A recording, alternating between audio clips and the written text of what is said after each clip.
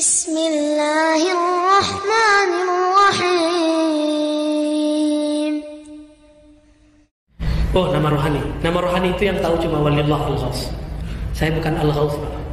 Jadi wali itu ada strata-stratanya. Seperti mujtahid, ada mujtahid mutlak. Dia bisa memproduksi hukum. Level saya belum sampai di sono, Pak.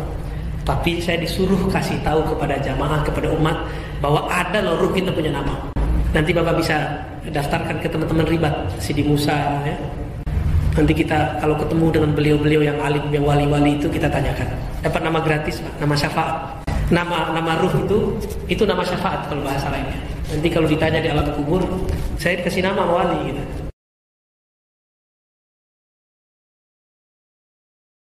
Bahwa setelah kita punya nama saat ini, Ustaz, ternyata kita memiliki nama ruh, Ustaz. Jadi ruh kita ini, perkara gaib ini punya nama, dan itu bisa dipesan atau dibeli, Ustaz. Jadi nama ruh, kalau ingin mempunyai nama ruh yang baik, ini menurut penyampaian salah seorang dai ini, itu harus bayar mahal, Ustaz. Jadi bisa nanti nama ruh yang baik ini akan bergabung dengan tentara nanti di akhir zaman akan memerangi Dajjal. Ini dipimpin oleh Imam Mahdi, Ustaz. Katanya seperti itu dari penuturan sang dai ini. Apakah ini memang benar adanya, Ustaz, atau ini termasuk bab yang mana, Ustaz? Bahkan ini sebelumnya belum kita kenal. Wallahu a'lam. Wallahu a'lam. Saya pernah mengisi kajian di satu tempat.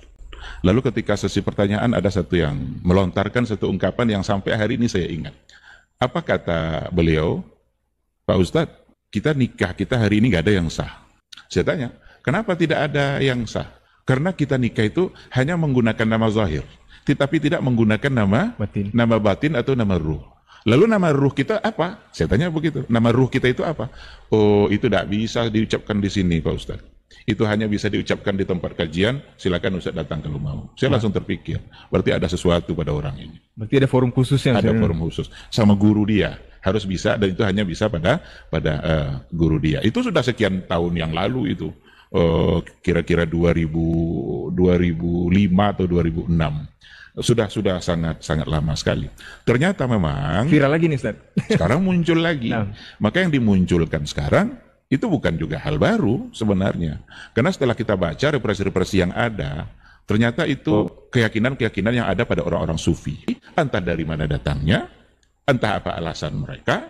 Ada mereka menyebutkan beberapa nama nanti. Kalau ketika dia baru saja jadi sebagai setetes air mani dalam rahim, itu namanya ruh nabati.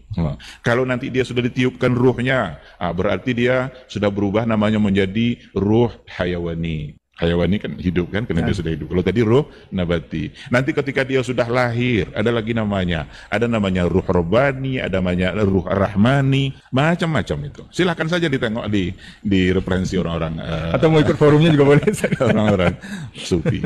Ada juga yang mengatakan kalau seandainya kita adalah sebagai orang yang suka dermawan, orang yang suka memberi itu kan kerim. Maka nama ruhnya adalah Abdul Karim. Sekarang buat apa kita sibuk dengan nama-nama ruh itu? Buat apa kita sibuk dengan nama-nama itu? Apa kita mau dipanggil itu? Karena nama biasanya adalah untuk dipanggil. Kenapa kita tidak sibuk dengan menyibukkan diri untuk berbuat berbagai macam bentuk kebaikan? Kalau ternyata nanti nama ruh kita itu, ya udah, alhamdulillah. Sibuklah dengan sholat, sibuklah dengan bersedekah, sibuklah dengan menjadi orang yang pemaaf, sibuklah menjadi orang yang penyayang agar nama ruhnya nanti Abdurrahim, Abdurrahman. Nggak mesti kita sibuk-sibukkan. Dan siapa yang menyuruh kita mencari nama ruh kita itu? Dan siapa juga yang bisa memastikan kalau itu nama ruh kita? Sekarang kita bayar umpamanya, saya nggak tahu juga itu berapa bayarnya itu. Kita bayar, lalu dapat kita nama ruh itu. Pertama pertanyaannya, siapa yang memastikan bahwa itu nama ruh kita? Siapa yang bisa memastikan itu? Karena ruh itu masalah gaib. Yas'alunaka 'anir ruh. Ya kan? Qulir ruhu min amri rabbi. Dulu orang-orang dulu sudah bertanya tentang ruh itu. Tapi jawabannya ruh min amri rabbi. Ruh itu saya nggak bisa berikan penjelasan, kata Rasul, itu bukan urusan saya. Min amri rabbi. Ruh itu urusan Rabb saya. Berarti hanya Allah yang tahu. Kalau memang hanya Allah yang tahu, buat apa kita mengklaim-klaim hari ini kita tahu, atau ada guru kita yang tahu, atau ada wali kita yang tahu? Siapa yang bisa memberikan kepastian tentang pengetahuan seorang guru tadi tentang nama ruh itu? Ini lagi-lagi pembodohan. Dan ada yang mau. Bahkan kalau memang dia ingin tahu nama ruhnya, siap pula untuk membayar. Ada yang udah bayar, Ustaz? Ada yang udah bayar. Berarti udah dapat nama ruh dia. Sekarang kalau dapat nama ruh itu untuk apa coba? Mau ditulis di KTP? Nanti tulis ulang KTP-nya, ganti namanya dengan nama ruhnya. Jangan-jangan akan menjadi ria dengan anggap aja itu ada nama-nama ruhnya. Jangan-jangan membuat dia tidak lagi menjadi taat karena dia sudah dapat nama. Oleh karena itu, dalam persoalan ini nggak usah mikir-mikirkan nama ruh itu. Nabi tidak pernah mengajarkan kita kok agar nyari-nyari nama ruh itu. Nabi sendiri apa nama ruhnya? Kalau seandainya memang nama ruh kita adalah nama dari kebaikan-kebaikan yang kita lakukan, berarti Nabi punya nama ruh untuk semua kebaikan. Karena Nabi lah pelaku kebaikan yang terbanyak. Tidak ada hamba Allah selain Nabi yang sama, yang menyamai kebaikannya seperti Rasul. Berarti Rasul punya nama ruh yang begitu banyak. Abu Bakar, Umar akan punya nama ruh yang banyak. Karena kebaikannya Abu Bakar itu kata Rasul dia akan bisa masuk surga dari pintu mana saja dia mau masuk surga dari pintu sedekah, mau masuk surga dari pintu puasa. Jangan-jangan nama ruhnya Sa'id. Nama ruhnya Abu Bakar. Jadi kayak bermain-main agama ini jadinya.